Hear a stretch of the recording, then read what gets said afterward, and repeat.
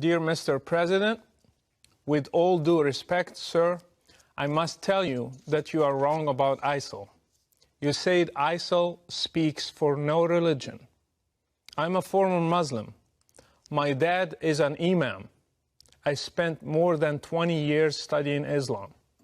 I hold a bachelor degree in religious studies, and I'm in the middle of my master's degree in terrorism studies. I can tell you with confidence that ISIL speaks for Islam. Allow me to correct you, Mr. President. ISIL is a Muslim organization. Its name stands for Islamic State.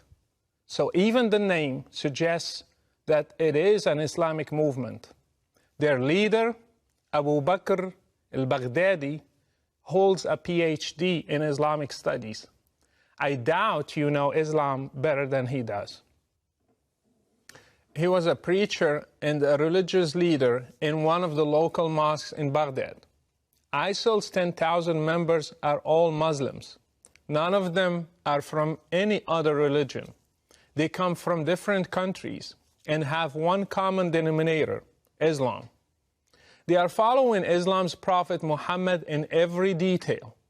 They imitate him by growing their beards, shaving their mustaches, and in the way they dress. They follow his command in the hadith to differentiate themselves from the infidels by wearing their watches on the right instead of the left hand. They implement Sharia in every piece of land they conquer. They pray 5 times a day. They have called for a caliphate, which is a central doctrine in Sunni Islam, and they are willing to die for their religion. They are following the steps of Islam's Prophet Muhammad to the letter. By the way, if you want to understand ISIL, read the oldest biography of Muhammad by Ibn Hisham. This is their model for action. You think that ISIL does not speak for Islam because they beheaded an American and they killed those whom they consider infidels. In the same way, Islam's Prophet Muhammad beheaded in one day between 600 and 900 adult males in a Jewish tribe called Banu Qurayza. In fact, beheading is commanded in the Quran in Surah 47, the 4th verse. It says, when you meet the unbelievers in fight, smite at their necks. Ironically, this surah is called the Surah of Muhammad. Killing prisoners is also an order from Allah to Muhammad and to all Muslims. It says it is not for a prophet to have captives of war until he inflicts a massacre upon Allah's enemies in the land. Quran 8:67.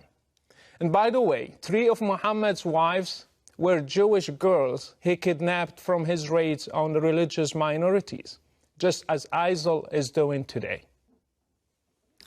Mr. President, I grew up in Morocco, supposedly a moderate country, yet I still learned at a young age to hate the enemies of Allah, especially Jews and Christians. These are represented today by Israel and the West, especially the great Satan, America.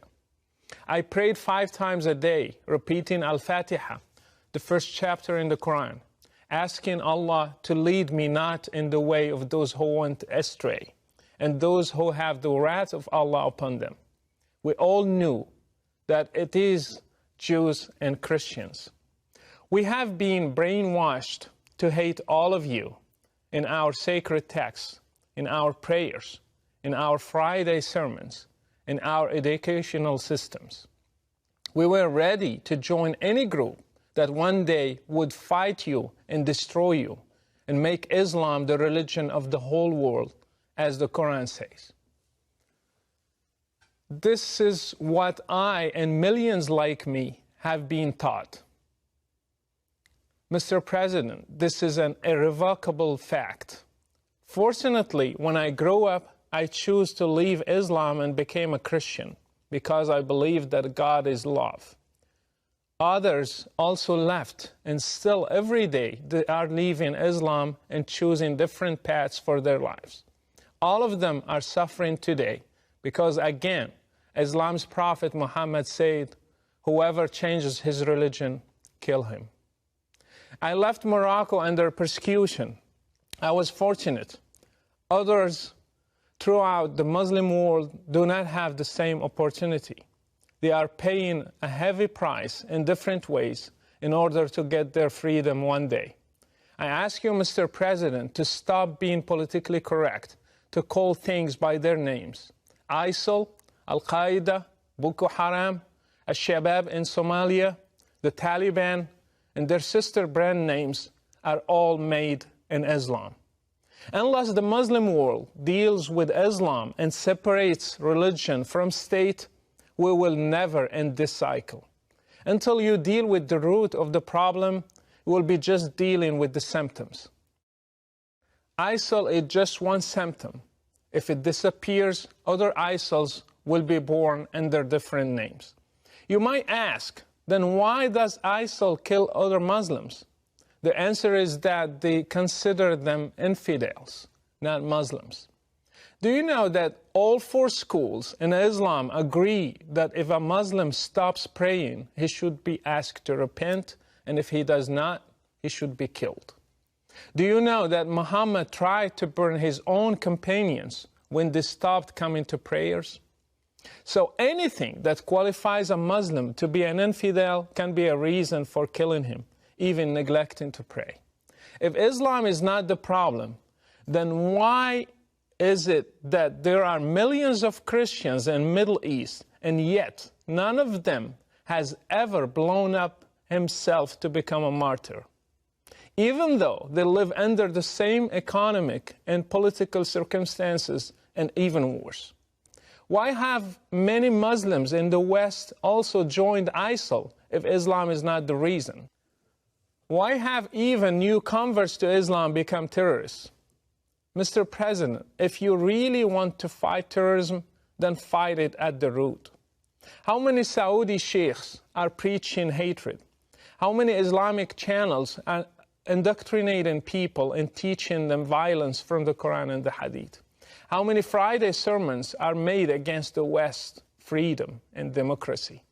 How many Islamic schools are producing generations of teachers and students who believe in jihad and martyrdom and fighting the infidels? And finally, how many websites are funded by governments, your allies, that have sheikhs who issue fatwas against basic human rights? If you want to fight terrorism, start from there. By the way, I do not give my full name because Islam is a religion of peace. I'm known around the whole world as Brother Rachid, and I implore you to take a stand for international human rights and the future of democracy and speak the truth about the real threat that is facing all of us. Best regards, Brother Rachid.